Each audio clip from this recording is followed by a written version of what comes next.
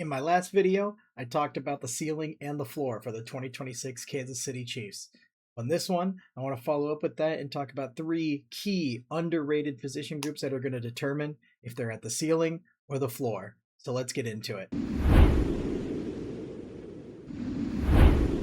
What's going on, guys? How's your day going? Hope it's going well.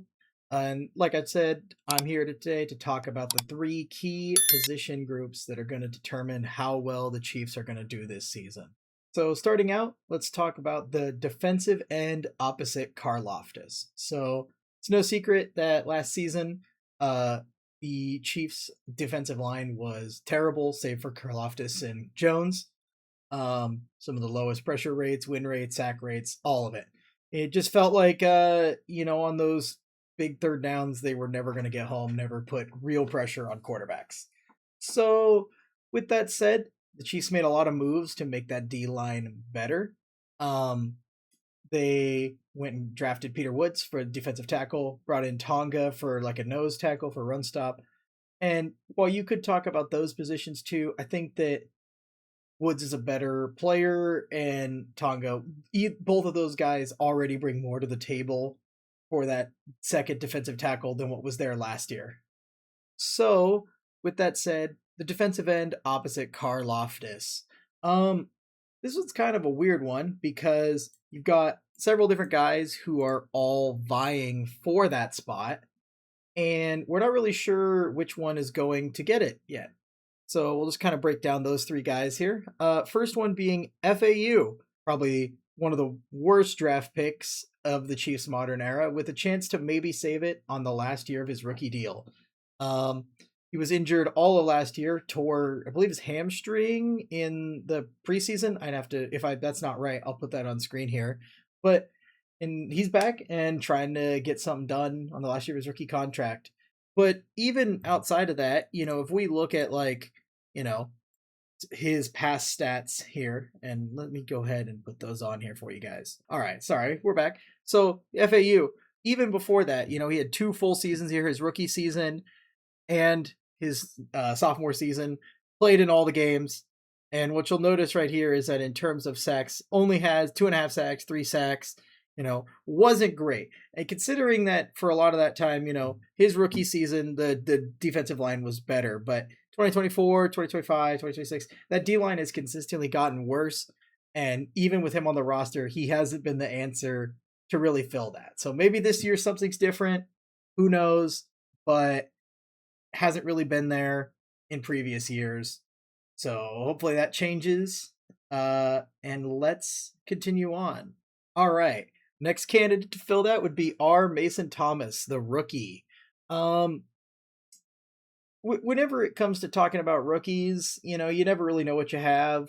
And I feel like that's true here. We could talk about training camp and how he's had a good camp, but I think game reps matter more. Even preseason reps they're good experience, but they're not the same as regular games. So we'll see.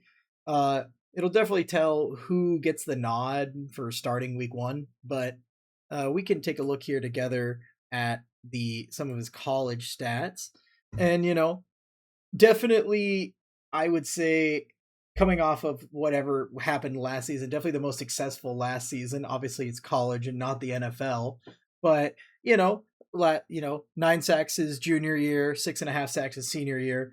And, I'm just thinking about the defensive line like last year. Like, if any of those guys were that successful last year in terms of like sacks on the edge, I think our defensive line would have been significantly better than it was.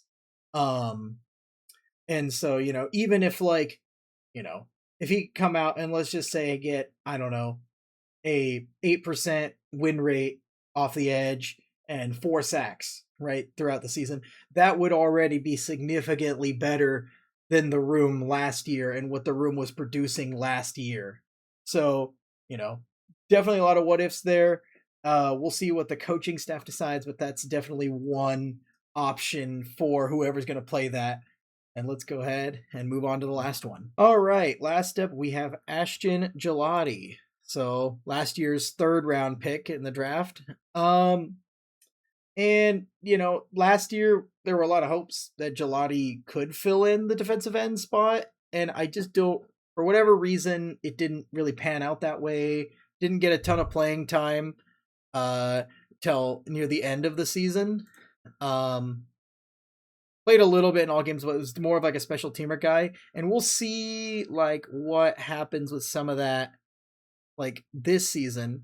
But if we go ahead and look at this from here, what we'll notice is one and a half sacks, the INT, but again like that in a line that wasn't good last year. Like he wasn't really the answer last year, so maybe things have changed this year, maybe gotten more experience, gotten better, but we'll definitely have to see about Gelati and how he does. And one of these three guys will probably be the starter on the end. You don't really have anyone else to fill that in. Maybe it'll be a defensive end by committee. You'll get a little bit of all these guys, but one of these guys, if the Chiefs are going to be successful for this season, key point one of these three is going to have to step up and be the defensive end opposite Karlaftis. They don't have to be as good as Karlaftis. They just have to be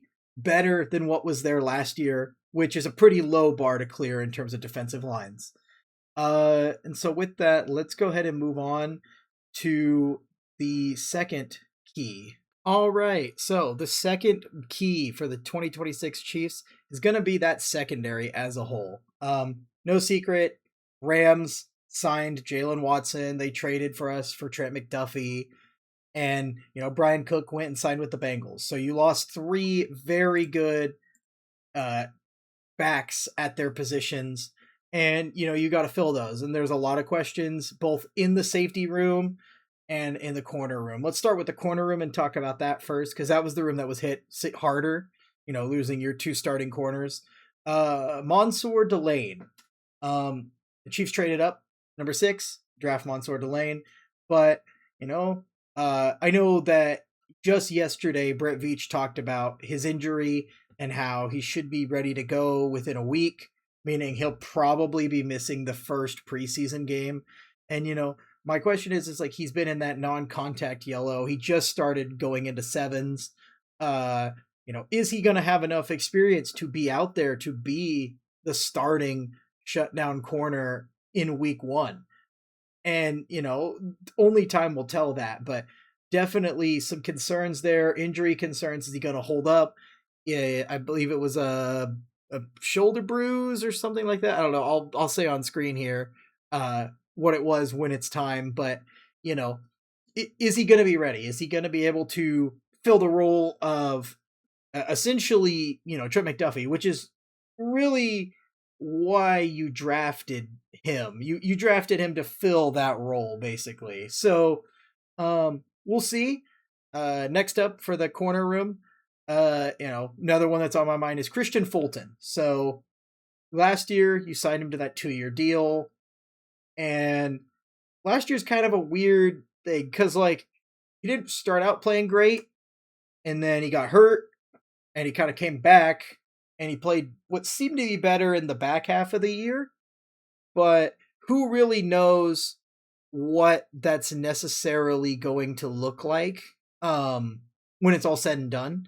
I can't really say for sure or not what he's going to look like, but based on what you're bringing in for the room, right? You have, you brought in Sneed, but Sneed's an older guy. Is Sneed going to be able to fill that role? Is Fulton going to be able to fill that role? Who's going to be that other corner? And then you brought in Kennedy as like a nickel corner, maybe. So maybe you don't have Chamari Connor playing in the slot as much, which would be nice because Chamari Connor is definitely a better safety, which we'll talk about the safety room in a minute. But for corners, right, you already have concerns about Delane being able to fill one corner slot, but then who's going to fill the second corner slot, Hey guys, so while editing this, I realized I didn't talk about Noel Williams at all, so I figured we'd talk about him real quick, because the room has a little bit more depth than I said it did.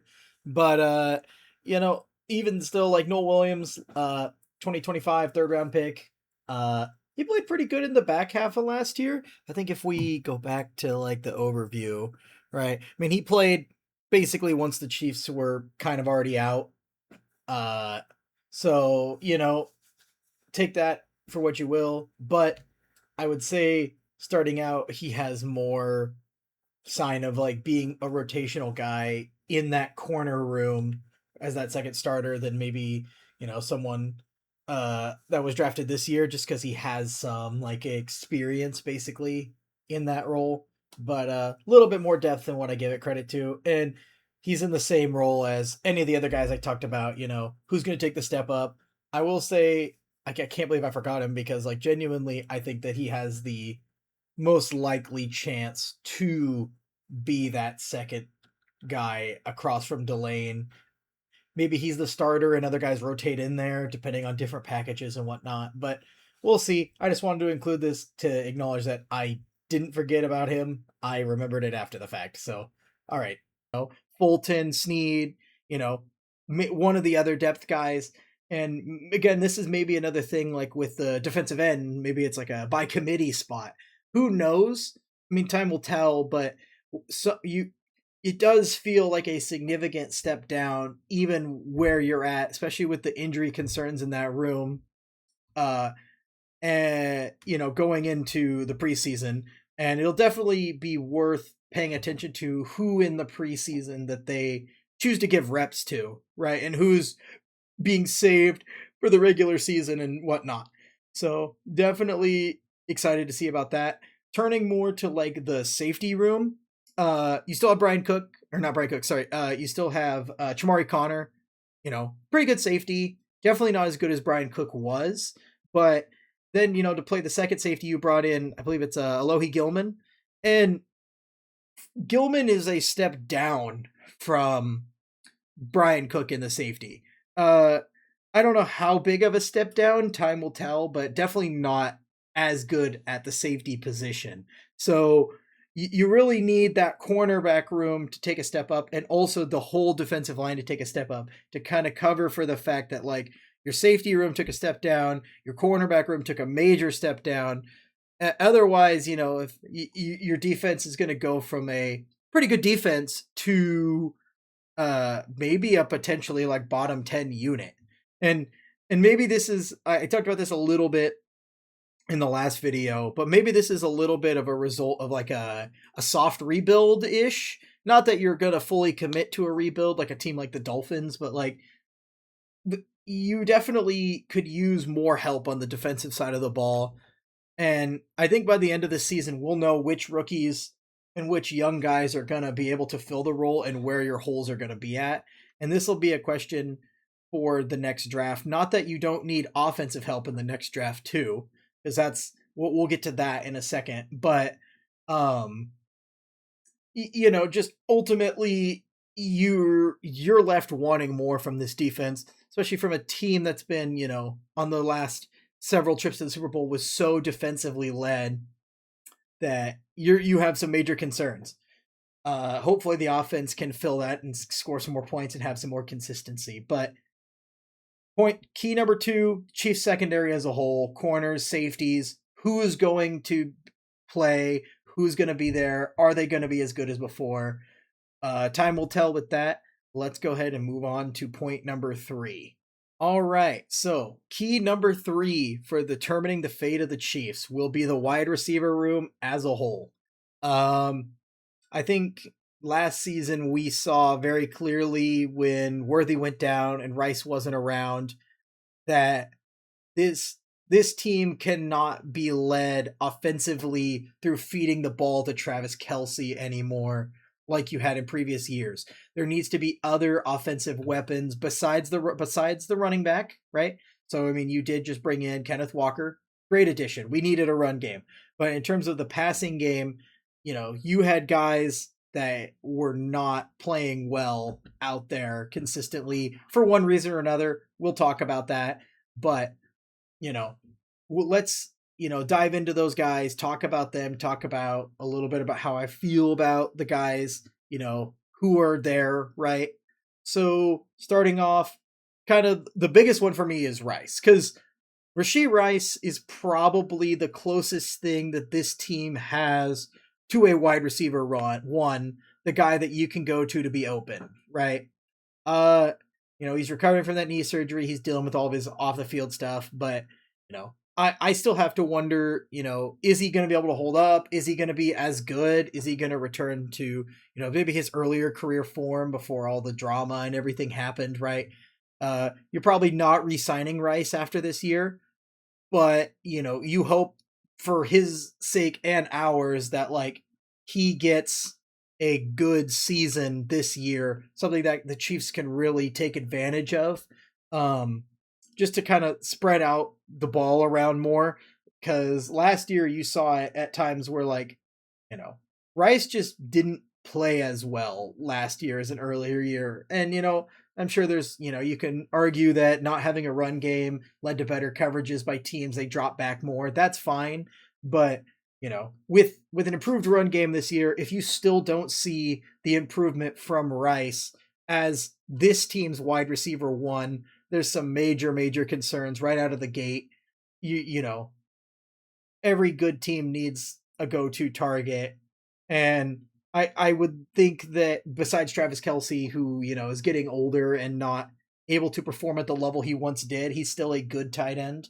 You need a good wide receiver one to go with that. And that will probably be Rice. If it's not Rice, it's going to be one of these other guys overperforming from even my expectations. But we'll continue on to talk about Worthy. So, rookie year, he was great. Last year, obviously, he got hurt pretty early on and was playing hurt the whole year, got surgery on the shoulder in the off season, kind of recovering, right? But then right in training camp, he hurts his shoulder again and he's had to sit out time from training camp. And, you have to wonder, like, what's the durability on that shoulder? Is it going to affect him already? Like, is he already going to be playing basically hamstrung in a proverbial sense for this whole season?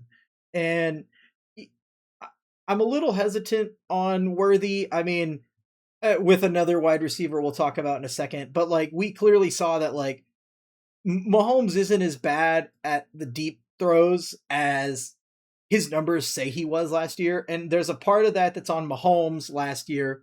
And there's another part of that that's on Worthy not being consistent, not running routes properly, not being in the right position, not knowing plays, not being able to physically do the stuff that he was able to do earlier on.